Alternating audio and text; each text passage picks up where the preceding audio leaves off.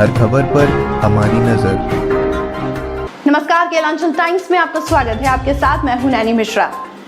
देश, दुनिया, राज्य और तमाम बड़े खबरों पर नजर डालते हैं और देखते हैं केलांचल टॉप 10। राहुल का केंद्र पर निशाना, कहा जीडीपी बढ़ने का मतलब गैस, डीजल, पेट्रोल के दाम में बढ़ोतरी।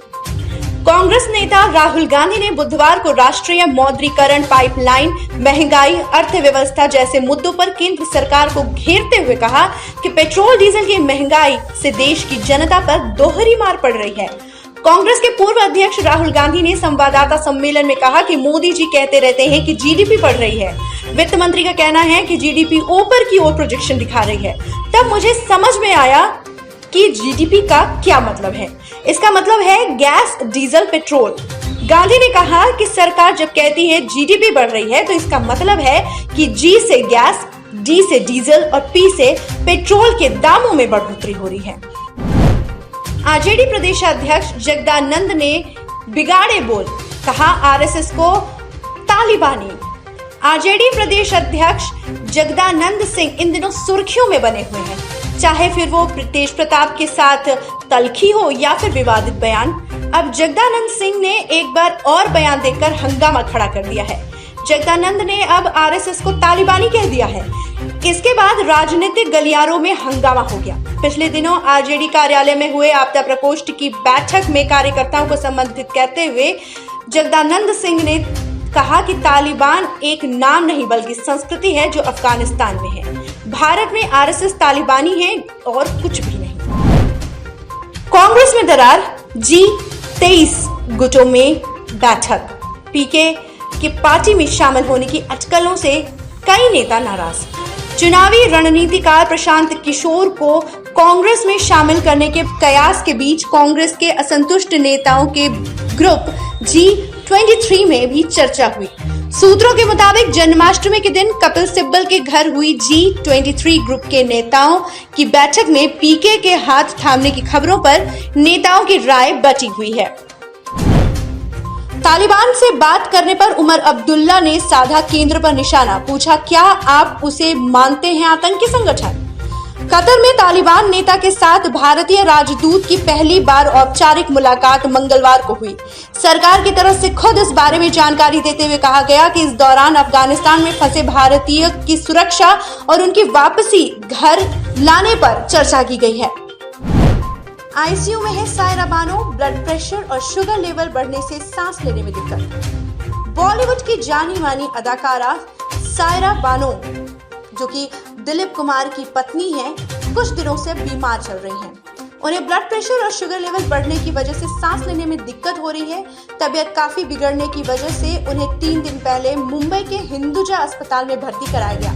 सायरा बानो इस समय आईसीयू में है। उनकी सभी तरह की जांच चल रही है।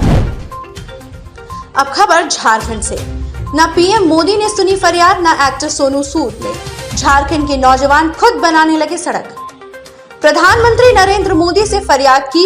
लॉकडाउन में जरूरतमंदों के सहारे बनकर उभरे सिनेमा आर्टिस्ट सोनू सूद से गुहार लगाई।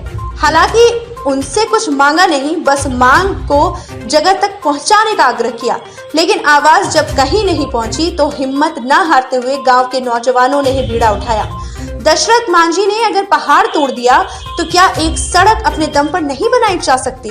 बस यही सोचकर गांव के नौजवान सारा दिन पसीना बहाकर अपने गांव की जरूरत पूरी करने में जुट गए। सोशल मीडिया के जमाने में यह मुमकिन है कि आप किसी भी नेता या अभिनेता तक सीधे अपनी बात पहुंचा सकते हैं, लेकिन कोई बात ना सुने या सुनकर भी ध्यान ना दे, यह भी आपके बस में नहीं। मामला झारखंड के बोकारो जिले के गोमिया प्रखंड के अति उग्रवाद प्रभावित अमन गांव का है।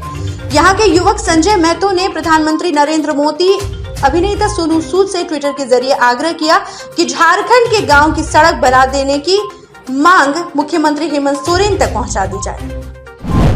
झारखंड की आकांक्षा अंडरग्राउंड कोयला खदान में पहली महिला इंजीनियर बनी।